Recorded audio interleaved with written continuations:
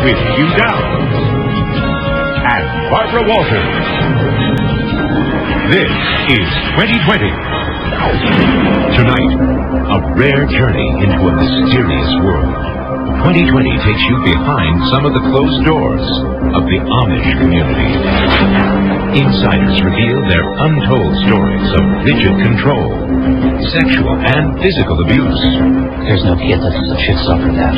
And a way of life these young people say they had to escape. The life I knew. The only thing I ever had, I left it all. Then, an Amish father searches for the children he left behind. A dramatic showdown between two worlds captured as it happens. Join Deborah Roberts as the wall of silence gives way, revealing the secret life of the Amish. And why is it? Rare and provocative glimpse into a society that has closed its doors to the world, the Amish. Is their simple existence as ideal as it appears, or does their silence cover up some troubling secrets? An exhaustive 2020 investigation turned up some surprising answers. We talked with dozens of former members of the Amish community, and even one man who still lives among them. And tonight, Deborah Roberts brings you their stories. They are startling and sometimes painful accounts of a life we could only imagine until now. Sunday morning in Amish country. A string of horse-drawn buggies signals the start of worship service, held not in a church, but at the farmhouse of a congregation member. Amish life is simple. To the outsider, these fiercely religious people appear frozen in time, living as they did a century ago, rejecting electricity, modern appliances, even the driving of a car. Television is forbidden in an Amish home, as well as radios and telephones. Their clothes are handmade to strictly regulated styles and colors. These practices, dictated by powerful church bishops, are designed to separate the Amish from the modern world and the corruption they feel comes with it. If there's an ideal image of a gentle, God-fearing people, it is probably the Amish. More than 100,000 of them live in this country, scattered on farms from Pennsylvania to the Midwest, with the largest population here in Holmes County, Ohio. The Amish have remained a mystery to most of us, living lives of complete secrecy. That is, until now. The walls of silence are coming down as more and more of them are breaking away and for the first time talking publicly, revealing a dark side of Amish life. Every Amish home has a strap in it, what they call it. That's for whipping the kids or spanking them if they're disobedient. 16-year-old Ruth Bontrager says she ran away from her Amish home in Wisconsin last year to escape daily brutality from her mother. She used to whip me as hard as she could with that leather strap. Can you give me an idea of what kind of force your mom used when she would hit you? It seemed to me that she just whipped me until she got tired, as hard as she could until she got tired.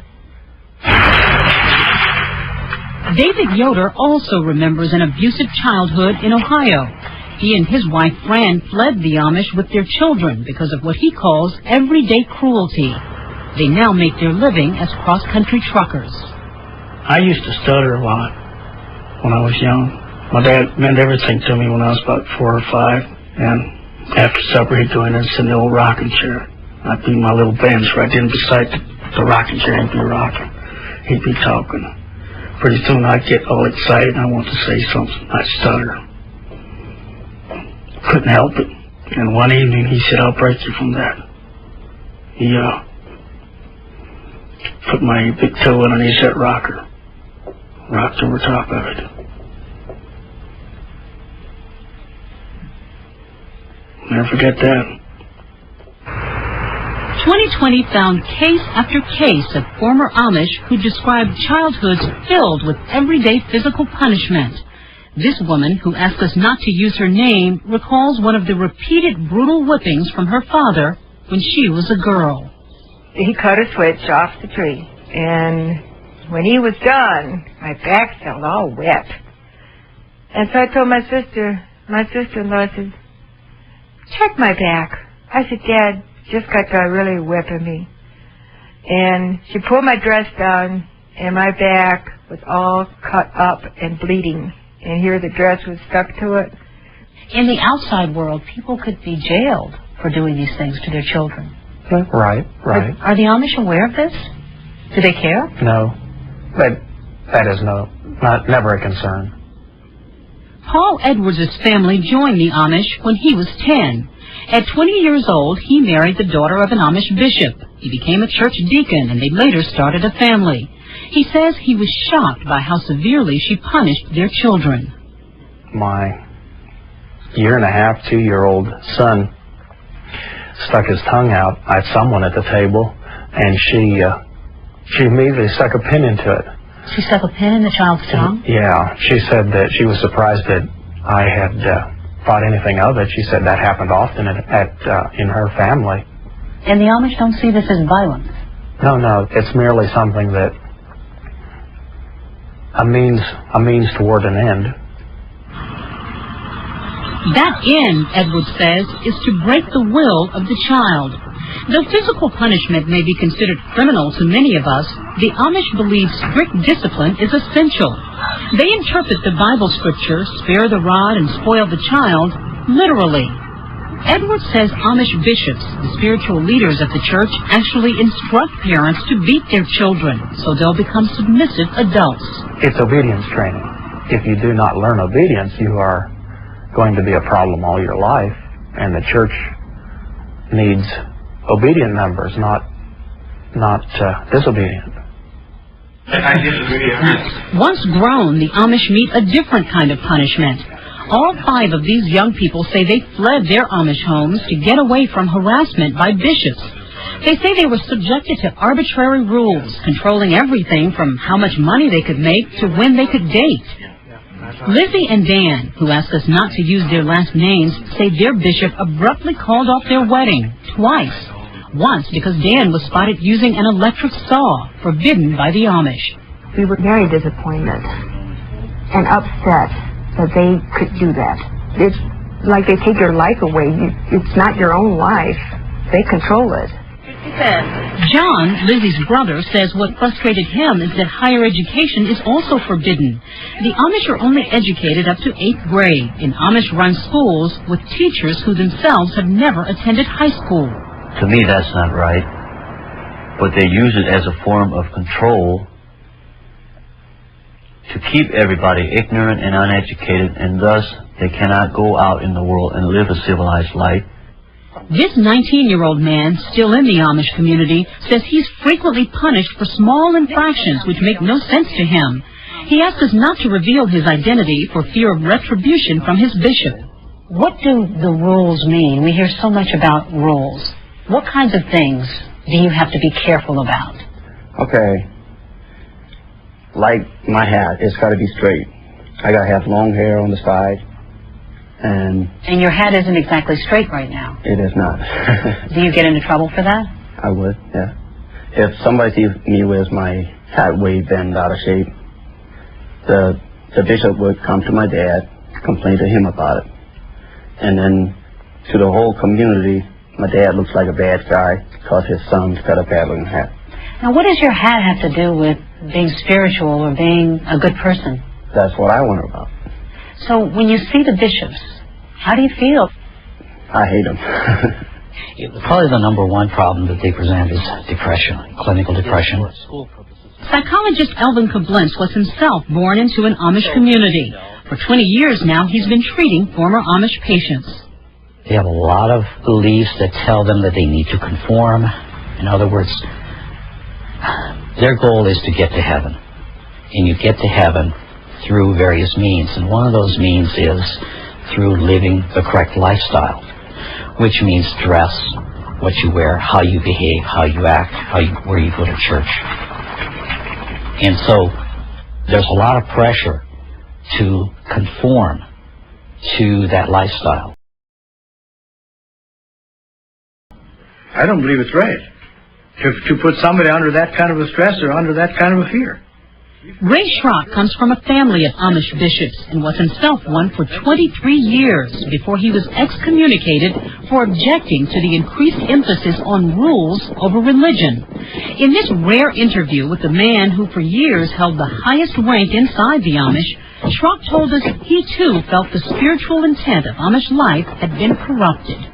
You're not free to go out and make your own life. You make it under their jurisdiction. And it makes no difference if the lifestyle is hard, if it's tough to make a living, but you do it their way. And that is bondage. There's no other way you can describe it as bondage. But these are not the only disturbing stories coming from those who fled the Amish. We talked with a number of women who say they suffered sexual abuse as children growing up in Amish families with no way of finding help in the outside world. I was sexually molested at 9 years old. I remember the first time in the barn. My uncle locked the barn doors and he had me back in the stall. At night I would wake up and my uncle would be behind me. And I did not know what my uncle was doing to me until I had my first intercourse experience at 22. This 25-year-old woman says it was her father who molested her. I was a victim of sexual abuse, which started at a very young age. What age? 3, I believe. And it went on? It went on to when I was a teenager. Did you tell your mother? Yes, I did. She told me to be quiet. These women say in the Amish world, women have no authority. Sexual abuse is usually kept a secret unless victims break away. Dr. Koblenz has treated several of them. Well, I've seen cases where there has been repeated sexual abuse, including full intercourse, for long periods of time. Do the Amish see sexual abuse as a crime? There's no doubt. They see it as a crime for the majority of them. I think the real issue is not so much do they see it as a crime, but what do they do when they know about it? They tend to just brush it under the carpet. They tend to talk to the perpetrator. They talk to the victim, but only superficially. And those are the kinds of cases that concern me, because in those kinds of cases, the probability of repeats are very high. No one knows whether sexual abuse is more prevalent among the Amish than the rest of society, or how often it happens anywhere. But Dr. Koblenz says the usual safety mechanisms that exist in the outside world, such as social workers and school counselors, are often not available to Amish victims. We did speak with local law enforcement officials who told us they were unaware of abuses within the Amish groups in their area. But they added a crime would have to be reported before they could investigate. And what do Amish church leaders say about these repeated stories of abuse? We spoke with a number of them in Ohio who declined an on-camera interview since their religion frowns on photographs. They told us they strongly believe in their way of life, including the firm discipline of children. But they say they do not condone beatings, and they have no knowledge of sexual abuse within their groups. If they did, they told us it would be reported to police. But the former Amish we spoke with insist that abuse is a problem that's driving a growing number of members away. And those who leave pay a heavy price for their new lives. They are shunned, which means no Amishman may associate with them in any way. It's as if they no longer exist. They are cut off from friends and even their own families. What if one of my parents gets sick and I'm not allowed to associate with them? Suppose one of them dies or something. I'm not allowed to be there with them. You left behind 14 brothers and sisters, your parents. My whole family, my girlfriend at the time. The life I knew. That's the only thing I ever had. I left it all. Ray Schrock's entire congregation shunned him. They were friends. They were people that we worked with. And all at once, they just cut you off like that. That's going to hurt. There's no doubt about it. It will. When we come back, the price of leaving the fold. A man shunned by his own wife searches for the children he left behind. A dramatic showdown between two worlds when Deborah Roberts continues after this.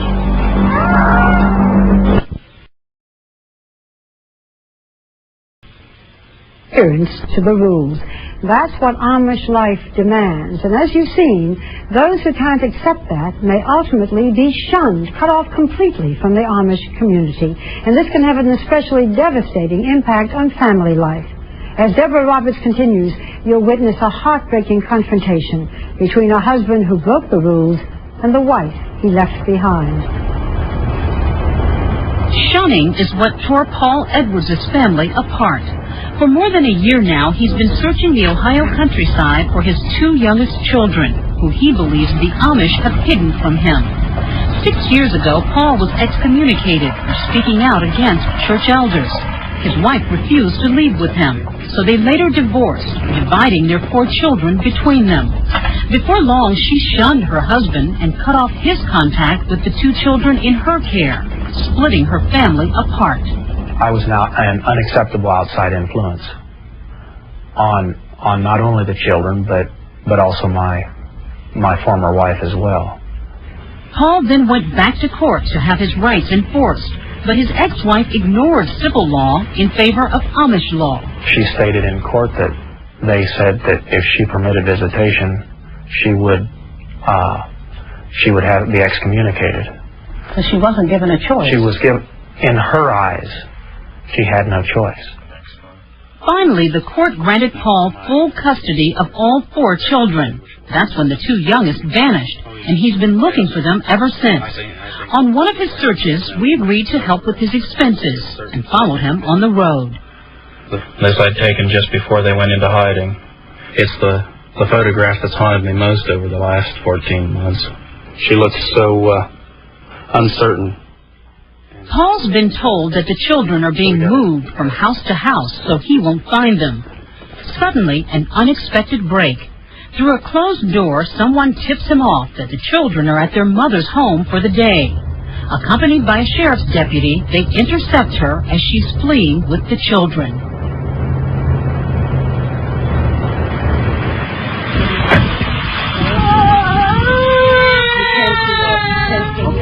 Well, the kids are going to have to go. I'm sorry. Emery. Lisbeth. Make it easier on them. It has to happen now. Lisbeth, look at me. I gave you your chance. I'm sorry. I gave you your chance. Lisbeth, don't make it worse for them, please. Elizabeth, Paul's ex-wife, says little during the confrontation. I want to see these kids, and you wouldn't let me. You're going to have to cooperate because there's going to be 2 ways this is going to go. They're going to still go with them, or they're going to go with them, and you're going to give us problems about them going with them. But the children's mother refuses to cooperate. But I have to be. After nearly an hour's negotiation, she finally gives in. As Paul reaches for his children, they pass from one world to another. Emery, hold up.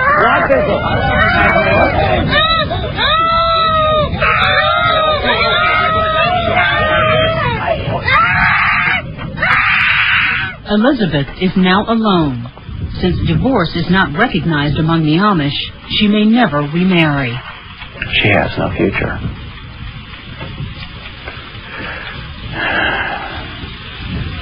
She is merely to be the pity of the community, if that can be called alive. Once she was a cheerful, outgoing girl. But she couldn't cope well with the stress.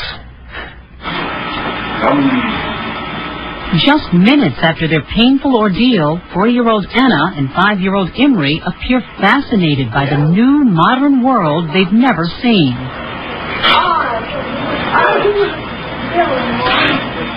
Right here. You want to say hi to him? That night, before bed, a foreign experience, their first phone call. In their Amish German dialect, they talk to the older brother and sister they haven't seen for more than a year. Says morning. Talk hi, morning. Hi, Mom.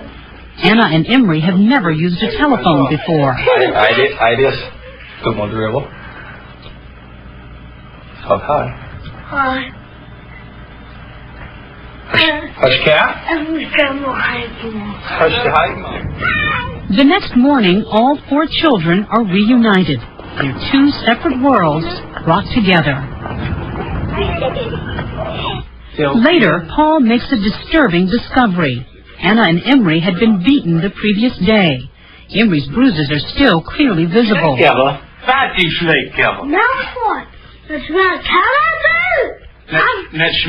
He tells his father that his mother whipped him and his sister because they were too slow in helping her weave baskets. We showed the videotape to psychologist Elvin Koblenz. Now those are serious bruises. Definitely. In fact, even the first one should be reported as an abuse, physical abuse to children's services. That's awful. There's no kid that should suffer that. 4 weeks later, Anna, now in pigtails, and Emery, with a shorter haircut, learning to roller skate, have shed all appearances of the 19th century world they grew up in. Did you rescue your children from the Amish? It would be close to that. I think I did the right thing for them. I just wish there could have been a less painful way. I've given them a choice.